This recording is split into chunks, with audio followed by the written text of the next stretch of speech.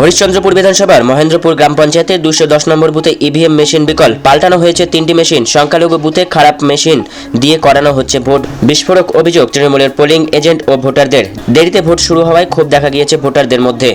আমি যখন ভোট দিতে ঢুকলাম ভিতরে, তো যখন বটমটা আমি চিপলাম তো বটমে কোনো আওয়াজই হলো না। মিনিমাম 2 মিনিট হয়ে গেল, কোনো আওয়াজ হলো না। প্লাস আমি চলে আসলাম, তারপরে আওয়াজ হলো। আবার ওইটা যে আমি কি কাতে ভোটটা দিলাম, ওই একটা কাগজ আছে, ওই কাগজটাও আমি দেখতে পেলাম না। এটাই একবার তো প্রথমে 6টার সময় 7টার সময় ভোট স্টার্ট হওয়ার কথা, 7:30 পৌনে 8টা হয়ে গেলো, তারপরে ভোট স্টার্ট হলো। আবার মেশিন চেঞ্জ করলো, আবার ওই রকমই হচ্ছে। এরকম কটা মেশিন পাল্টানো হলো? এই অবধি 3টা মেশিন পাল্টানো হয়ে গেছে অলরেডি। তো 3টাই কি খারাপ? 3টাই খারাপ। তো কি মনে হচ্ছে যে একটা মেশিন খারাপ হলো, আবার মেশিন এসে আবার খারাপ দেখাচ্ছে?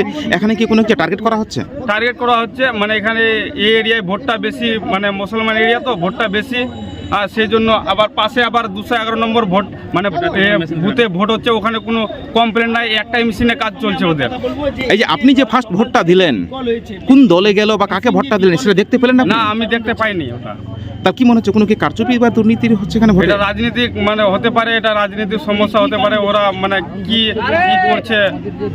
কি নাম আপনার? শেখ সাইনামাজ। বাড়ি আপনার? Mahendra village, post Mahendrapur. আছে মাথাটা এমনি গরমে মাথা ঘুরছে, কিন্তু ভোটের কোনো মেশিন একটাও ঠিক পাচ্ছি না। একটার পর একটা মেশিন খারাপ হতেই চলছে। এভাবে চললে কি করে ভোট দেওয়া যাবে? রাত্রে 10টা 11টার নিচে কোনো সম্ভাবনাই নেই।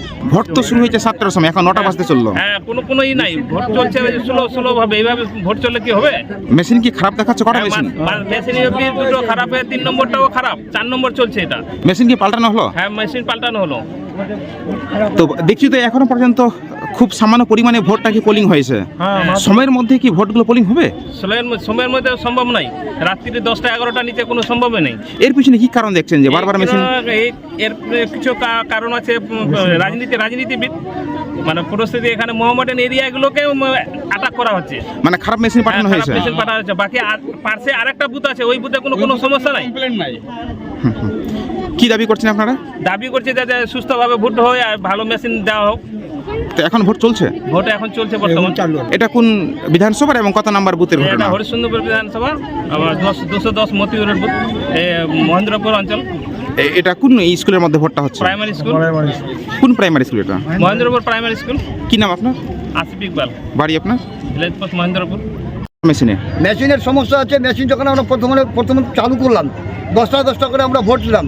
ভোট দেওয়ার পর মেশিন ঠিক আছে, তারপরে দেখা গেলো যে 1 নম্বর প্রথমটা খারাপ হয়ে গেল, আর ভোটেই হচ্ছে না, কোনো মতেই ভোট হচ্ছে না।